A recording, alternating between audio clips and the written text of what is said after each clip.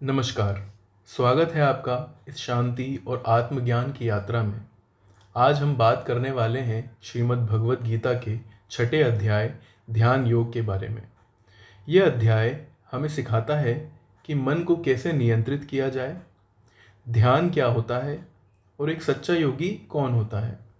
आज की भागदौड़ भरी जिंदगी में जहाँ हमारा मन हर समय भटकता रहता है, यह अध्याय हमें अंदर की स्थिरता और शांति का रास्ता दिखाता है।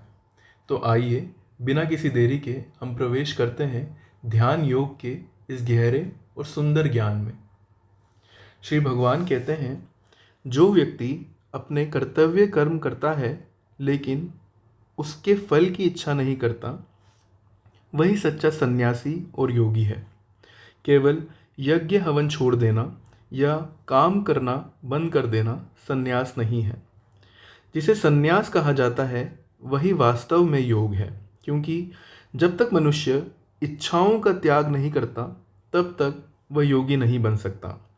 जो व्यक्ति योग में आगे बढ़ना चाहता है उसके लिए बिना आसक्ति के कर्म करना ही साधन है, और जो योग में आगे बढ़ चुका है उसके लिए शांत ध्यान मेडिटेशन ही साधन है।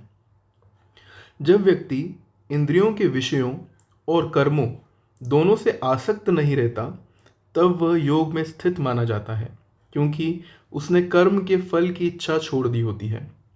मनुष्य को चाहिए कि अपने मन की शक्ति से स्वयं को ऊपर उठाए, खुद को गिराए नहीं, क्योंकि मन ही मनुष्य का मित्र भी है और शत्रु भी। जिसने मन को जीत लिया उसके लिए मन मित्र है, जिसने मन को नहीं जीता उसके लिए मन शत्रु की तरह काम करता है। जिस योगी ने मन को जीत लिया है वह ठंड गर्मी, सुख दुख, मान अपमान जैसी स्थितियों से ऊपर उठ जाता है और हमेशा शांत रहता है। जिस योगी को ज्ञान और विवेक से संतोष मिलता है और जिसने अपनी इंद्रियों को जीत लिया है वह हर परिस्थिति में स्थिर रहता है। वह मिट्टी, पत्थर और सोना सबको समान देखता है। सच्चा योगी मित्र, शत्रु, अपने, पराये, अच्छे और बुरे सभी लोगों को समान दृष्टि से देखता है। ध्यान करने की विधि। जो योग की साधना करना चाहता है उसे चाहिए कि वह एकांत स्थान में रहे और ध्यान करे। ध्यान करने के लिए एक आसन बनाना चाहिए जिसमें नीचे कुशाघास, उसके ऊपर हिरण की खाल और उसके ऊपर कपड़ा रखा जाए। आसन ना तो बहुत ऊंचा हो और ना ही बहुत नीचा। उस पर बैठकर योगी को चाहिए कि वह अपने शरीर, गर्दन और सिर को सीधा रखे, नज़र को नाक की नोक पर टिकाए, मन को एकाग्र करे, भय और कामना से मुक्त रहे और अपने मन को श्री भगवान में ही स्थिर रखे। ऐसा योगी अंत में परम शांति और परम आनंद को प्राप्त करता है। संतुलित जीवन जरूरी है। श्री कृष्ण अर्जुन जी को कहते हैं कि जो लोग ज़्यादा खाते हैं या बहुत कम खाते हैं, या ज़्यादा सोते हैं या बहुत कम सोते हैं, वे योग में सफल नहीं हो सकते। जो लोग खाने, सोने, काम और मनोरंजन में संतुलन रखते हैं वे योग के द्वारा दुखों को समाप्त कर सकते हैं। ध्यान की अवस्था। जब योगी अभ्यास से अपने मन को भौतिक विषयों से हटाकर शांत कर लेता है तब वह अपने शुद्ध मन से आत्मा का अनुभव करता है और भीतर से आनंदित होता है। ध्यान में स्थिर मन हवा रहित स्थान में जलते दीपक की तरह स्थिर रहता है। उस अवस्था को समाधि कहते हैं। उसमें व्यक्ति अनंत दिव्य आनंद का अनुभव करता है और फिर सत्य से कभी विचलित नहीं होता। एक बार यह अवस्था मिल जाए तो व्यक्ति इसे सबसे बड़ा लाभ मानता है और फिर बड़े से बड़ा दुख में भी विचलित नहीं होता। मन को नियंत्रित करना। मन बहुत चंचल होता है। जहाँ जहाँ मन भटकता है उसे बार बार भगवान में लाकर स्थिर करना चाहिए।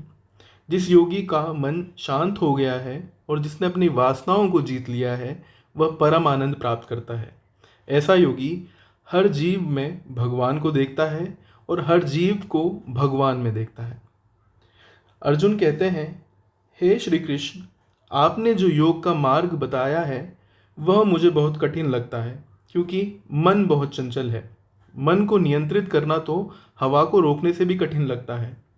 श्री भगवान कहते हैं, हाँ अर्जुन, मन को नियंत्रित करना कठिन है, लेकिन अभ्यास और वैराग्य से इसे नियंत्रित किया जा सकता है। जिसका मन नियंत्रण में नहीं, उसके लिए योग कठिन है। लेकिन जो प्रयास करता है और मन को नियंत्रित करता है, वह योग को प्राप्त कर सकता है। असफल योगी का क्या होता है? अर्जुन पूछते हैं, अगर कोई व्यक्ति श्रद्धा से योग करे लेकिन मन के कारण सफल ना हो पाए तो उसका क्या होगा? क्या वह दोनों से वंचित रह जाएगा, संसार से भी और आध्यात्मिकता से भी?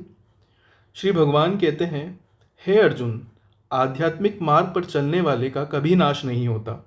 ऐसा व्यक्ति मृत्यु के बाद स्वर्ग में जाता है और फिर जन्म लेता है किसी धार्मिक और समृद्ध परिवार में या किसी ज्ञानी योगियों के परिवार में, जो बहुत दुर्लभ है। वह अपने पिछले जन्म की साधना को फिर से याद करता है और अधिक प्रयास करता है।